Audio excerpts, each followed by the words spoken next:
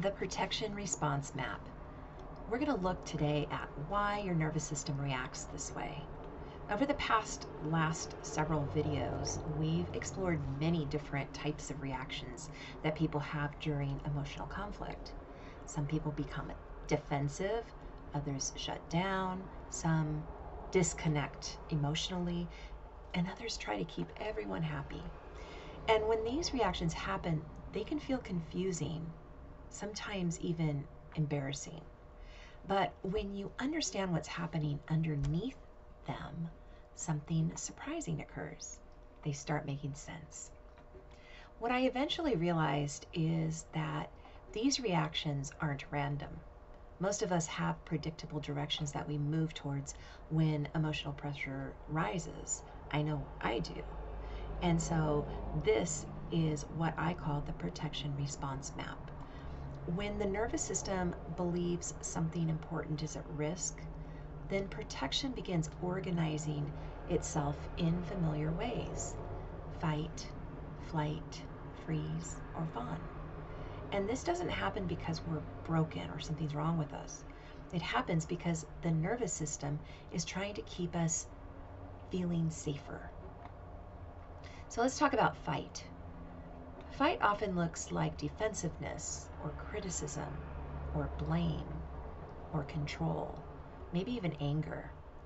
It is the nervous system's attempt to push back against that perceived threat. And underneath the reaction is often a part of us that feels very vulnerable, hurt, scared, or even powerless. So as I go through these different responses, you can think of situations where you've been in that and that maybe you recognize yourself in these. Flight. Flight often doesn't look like running away. It can, but usually it looks like overthinking or analyzing or trying to fix or even researching, gaining evidence to support your thoughts, trying to solve everything. The nervous system becomes convinced that safety can be found through action or feeling certain. Let's move to freeze, because freeze often feels very different.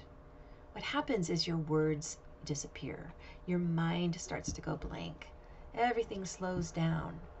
Sometimes people describe freeze as feeling numb or disconnected. Usually, when you're in freeze, you are unable to access what you want to say. And what's happening is the nervous system is attempting to reduce overwhelm. Let's look at fawn.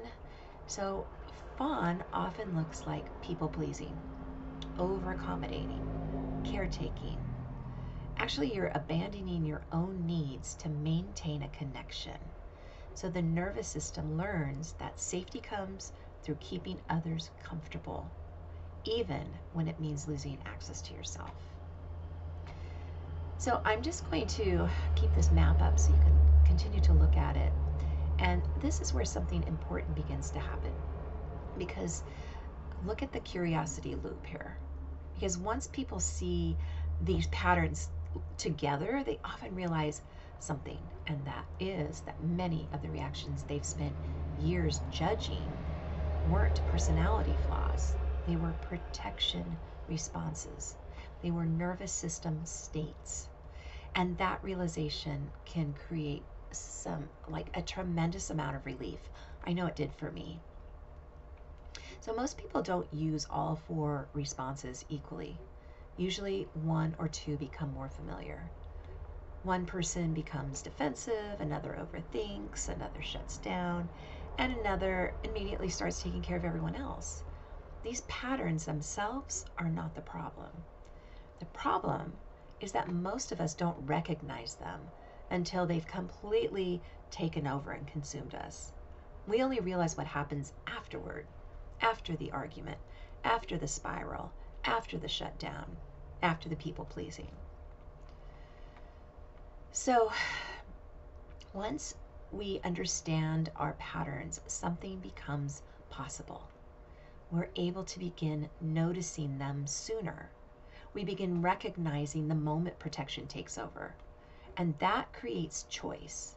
Not perfect choice, not instant transformation, but just a little more awareness, a little more space, and a little more capacity.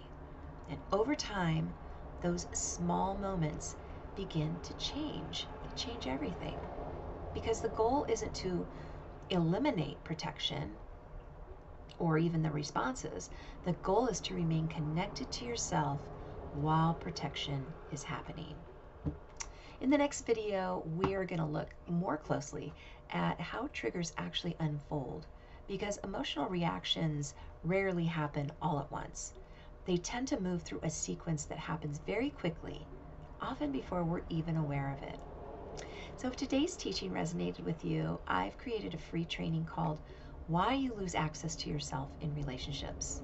And inside, I go much deeper into why self-aware women lose access to themselves when emotional pressure rises, and what happens, what helps them stay connected when it matters the most. You'll also receive a companion workbook that helps you recognize your own protection patterns, and you can begin applying what you've learned. So you can access the free training using the link below. And if this video was helpful, I would love to hear from you. Which protection pattern do you recognize most often? Let me know in the comments. And if you want to better understand why you lose access to yourself and learn how to stay more connected, then subscribe, and I'll see you in the next video.